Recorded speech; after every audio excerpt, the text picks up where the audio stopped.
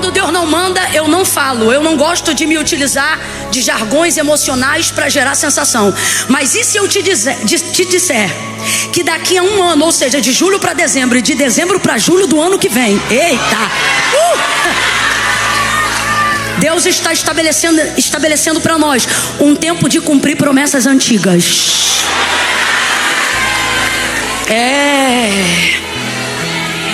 Capítulo 21, versículo 1, e eu fecho.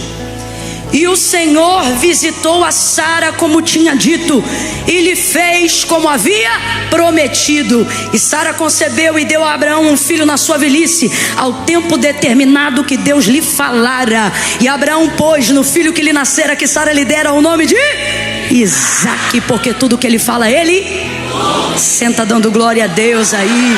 Você vai gritar comigo uma palavra que determina o rumo profético daquilo que Deus nos confiou como verdade para essa noite. Quando eu disser 3, você vai dizer assim para o vizinho, ó: não é como você pensa, será como Deus disse. Eu não contei até 3 ainda. Se a ansiedade, Jesus te cura hoje. Quando eu disser 3, menino, escuta, vou contar 1, 2, 3. Aí no 3 aquele coro.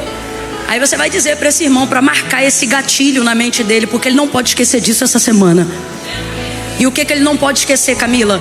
Não será como você pensa, será como Deus disse. É 1, é 2, é 3. Diga: não será como você, será como Deus disse. Isso. Infinitamente mais do que pedimos ou pensamos. Não é assim? São as coisas que o Senhor tem preparado para aqueles que o amam, para aqueles que esperam nele e na sua palavra.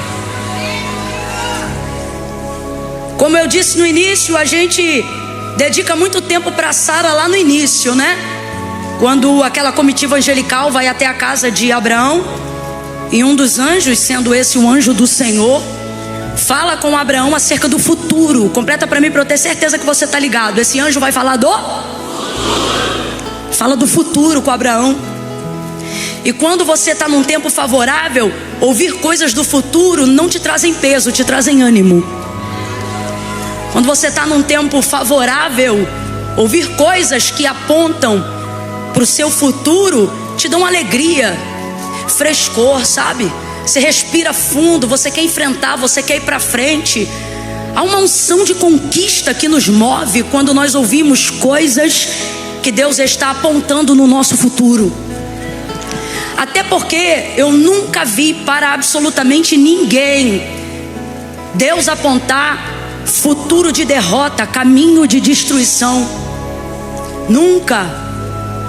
Pelo contrário, a palavra de Deus nos orienta ao entendimento de que melhor é o fim das coisas do que o início delas.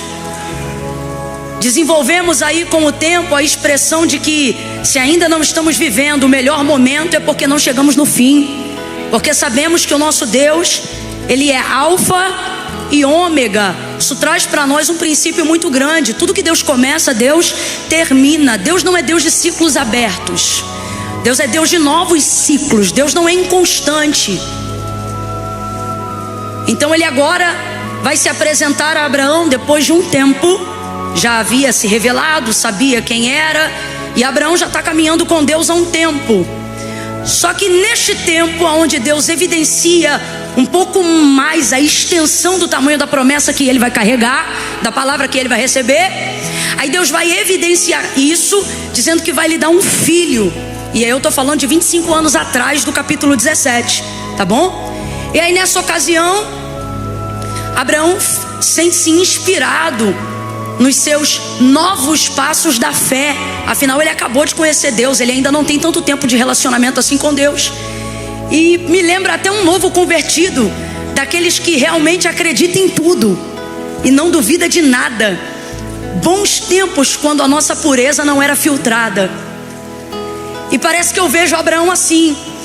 E ele ouve aquelas palavras e guarda no seu coração. Mas Sara, que já era avançada em idade e era estéril, ouve isso de longe, escondida, e ri. Diferente de Abraão, ela não ri por dentro. O texto demonstra que ela ri por fora. Ela evidencia isso rindo mesmo. E o tempo vai passar, e você conhece essa história.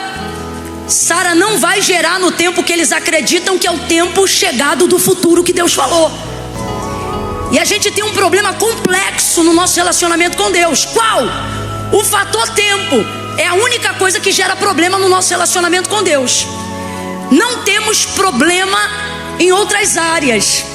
O nosso maior problema, sem dúvida, estou falando para um crente maduro, é o tempo, porque 1000 anos para Deus é como um dia, e um dia para Deus é como 1000 anos. Mas quem aqui tem 1000 anos? Então o nosso maior problema na nossa caminhada do nosso relacionamento com Deus, na maioria das vezes, não é acreditar nas promessas que Ele falou, não é duvidar de que Ele é capaz de realizar.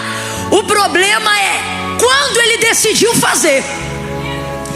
Porque existem coisas que a gente só quer se aquilo estiver dentro de um tempo que seja favorável para nós.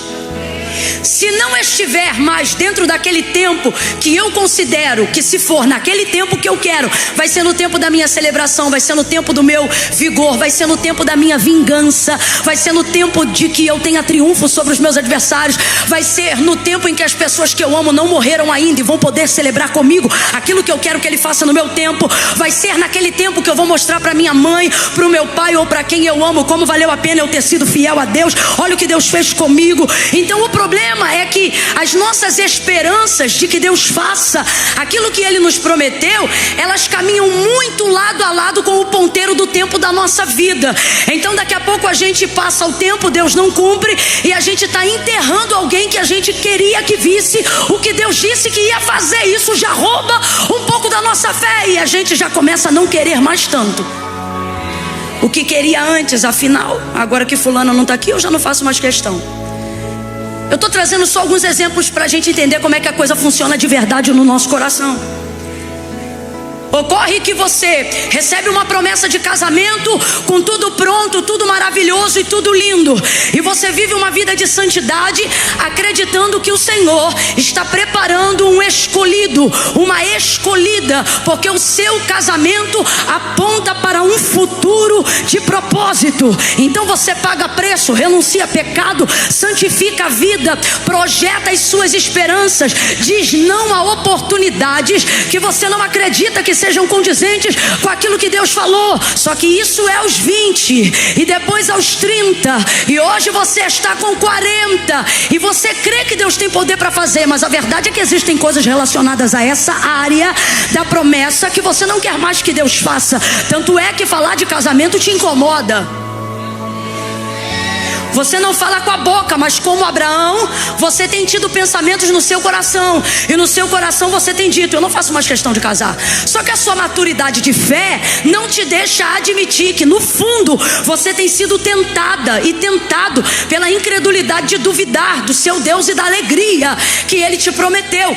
Porque não é que você não vai mais ser crente, não é que teu nome vai ser apagado do livro da vida.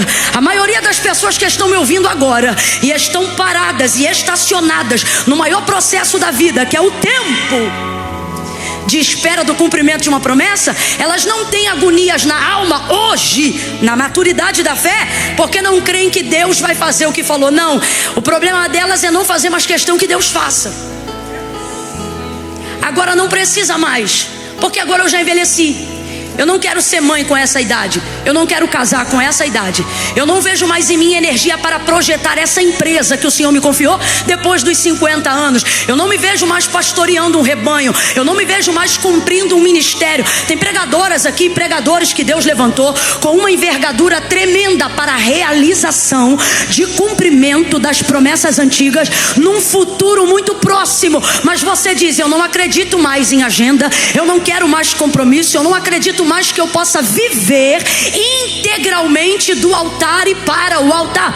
Então você não se desviou, você não se afastou, você não se descomprometeu com Deus, você continua sendo fiel, continua sendo santo, continua sendo um homem de Deus, uma mulher de Deus, porque nada disso isso tirou de você a certeza de que Deus é, a certeza de que Deus pode, a certeza de que Deus faz. Só que de um tempo pra cá, o que você não tem mais certeza é que se foi Deus que falou mesmo. Vai ver, o vaso estava na carne, vai ver, você criou aquilo no seu coração, vai ver, não foi Deus. E na verdade, tudo isso é artifício para você não dizer que não crê mais. Mas a verdade é que você não quer porque não crê mais. E a segunda verdade, tão forte quanto a primeira, é que você não quer mais porque isso nunca foi sobre a glória de Deus, mas sobre a sua realização pessoal. Você queria que fosse no seu tempo, porque no seu tempo os seus fracassos, suas frustrações e suas dores vão ser justificadas diante dos seus adversários, diante de quem não creu, diante de quem viu você dizer não a oportunidades que competiam com o que Deus falou. Mas Deus não veio no seu tempo, Abraão. Não veio.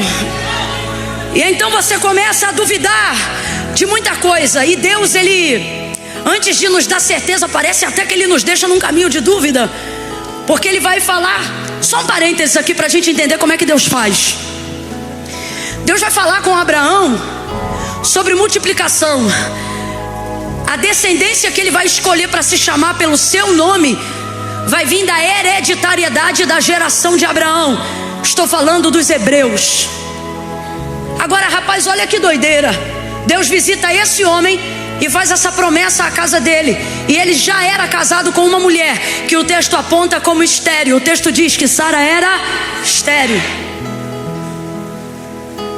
Só que o Senhor visita a Sara e cumpre, não no tempo deles, mas no tempo determinado por Deus.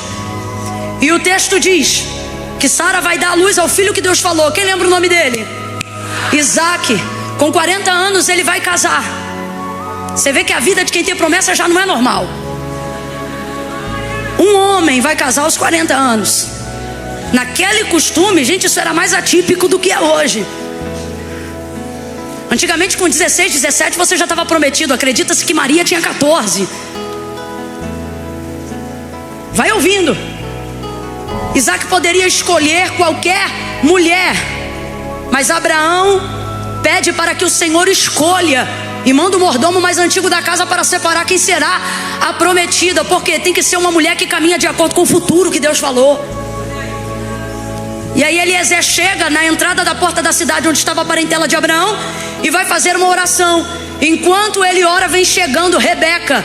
Rebeca é a escolhida e ela corresponde à oração que o homem acabou de fazer. Ele bota ela no cavalo, paga o dote, vem embora com ela e suas moças. Quando Isaac olha para ela, se apaixona, a conhece no mesmo dia. Eles se casam.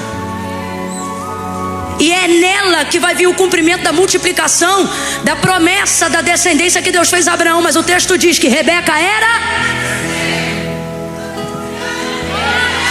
Deus foi lá escolher uma mulher que era... Poxa vida, facilita. Para pensar. Eu estou falando da maior nação. Eu estou falando da nação que se chama pelo nome do Senhor. Eu estou falando daqueles que Deus escolheu, Israel, o príncipe que luta com Deus.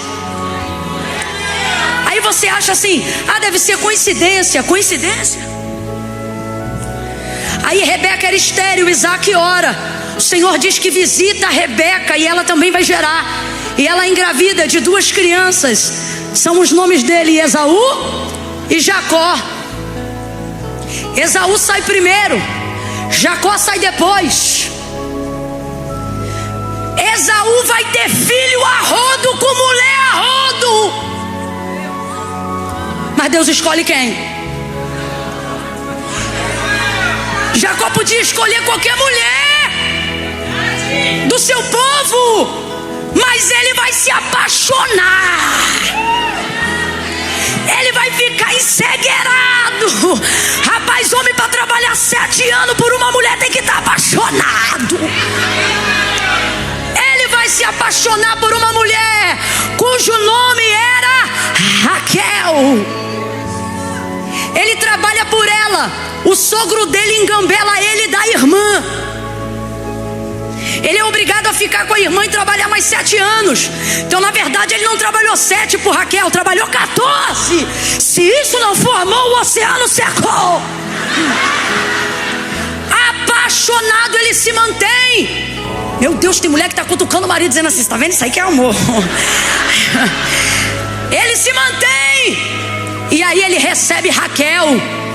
Leia ou Lia lhe dava filho todo ano. Ele não respeitava nem o resguardo. Todo ano Jacó tinha um filho. Todo ano Jacó tinha um filho com Lia. Só que você acha que Deus escolheu quem? Raquel. Era dela que havia o José. E Raquel era... Alguém está entendendo que o Espírito de Deus está cavando no nosso interior? Você diz assim: faça no meu tempo, porque no meu tempo as circunstâncias estão favoráveis. Faça agora, Deus, porque agora eu tenho saúde. Faça agora, Deus, porque agora eu tenho vigor. Faça agora, Deus, porque agora eu estou pronto. Faça agora, porque agora eu vou ser melhor. E Deus está dizendo: você tem que entender que eu te escolhi, porque eu confio. E você precisa confiar em mim.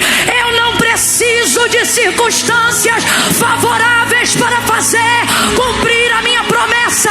Por isso eu escolhi tua casa tão complicada. Por isso eu escolhi tua vida tão complexa. Por isso eu escolhi tua conta financeira tão pobre. Ele está dizendo: você procura um tempo favorável, mas eu escolhi tua casa porque ela não combina com o futuro. E é nisso que meu nome vai ser glorificado. É nisso que meu nome vai ser reconhecido. Mas você tem que entender.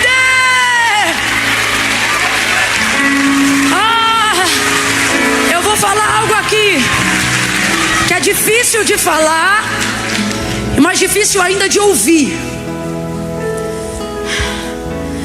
Quando você entende que ser de Deus um escolhido, uma escolhida para viver o cumprimento de uma promessa que Deus te fez, isso não é sobre você. É fácil a gente cantar que é sobre Ele. Difícil é a gente viver isso mesmo. Sabe? Difícil é dizer: Senhor, glorifica teu nome. Ó, aqui, ó. Você é pronta em dizer assim: Senhor, eu estou aqui para te servir. Só que o Senhor está dizendo assim: e se eu não quiser que você me sirva? E se eu quiser me servir de você? Eu posso te usar como que eu quero, ou eu sou obrigado a só ser adorado como você quer?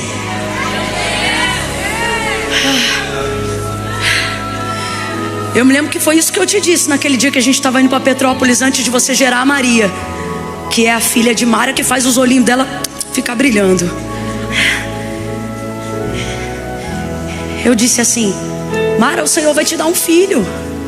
E ela, galega, fica vermelha, como quem diz: não quero essa conversa, não estou te dando essa confiança, não te perguntei nada. Porque ela não queria filho. Circunstância desfavorável para filho. E aí eu disse: Mara, você é serva de Deus? Ela: eu sou. Eu falei: e uma serva de Deus não pode servi-lo com a barriga? Minha filha, filho não é só engravidar não, Camila. E aí eu me lembro que eu confrontei ela e falei isso. E eu disse: Mara, deixa Deus se servir de você. Não planejou, não se preparou, mas tudo que Deus fala, Deus. E sempre numa circunstância totalmente complexa. Quantos anos a Maria tem? 2 anos, é toda boa, 2. É uma alegria para nós, para todos nós, principalmente para os seus pais. E sabe no que eu vejo isso? O que eu vejo nisso? Que a gente é bom de servir a Deus como a gente quer. Olha aqui para mim. Todos nós amamos a Deus até que Ele decida ser soberano. Vamos falar a verdade, vamos jogar limpo hoje. A gente veio aqui para jogar limpo. Amamos o nosso Deus até que Ele decide ser soberano. E então começamos a refletir se Ele é digno mesmo do meu tempo, se Ele é digno mesmo das minhas renúncias, se Ele é digno mesmo de toda a atenção que eu estou dando para Ele. Gente, não é fácil. Eu não vim criticar Abraão, eu vim organizar os nossos pensamentos e trazer você uma autorreflexão. Agora, por que não é no nosso tempo? Porque Deus não se utiliza de circunstâncias favoráveis para cumprir promessas. Sara era estéril, Rebeca era estéril e Raquel era. Mas foi dessa família que Deus falou: vou multiplicar a descendência e vou levantar um povo. Responda para mim, cumpriu ou não cumpriu? Cumpriu ou não cumpriu? Mas a vida desse povo foi fácil? Deus não está te chamando para a vida fácil, Deus está te chamando para a vida fiel. Ele está perguntando para mim e para você: você quer contar uma história de sucesso onde o seu nome é grande? Ou você quer contar uma história que não se apagará, porque será para a glória do meu nome na sua vida? É sobre isso, gente. É sobre isso.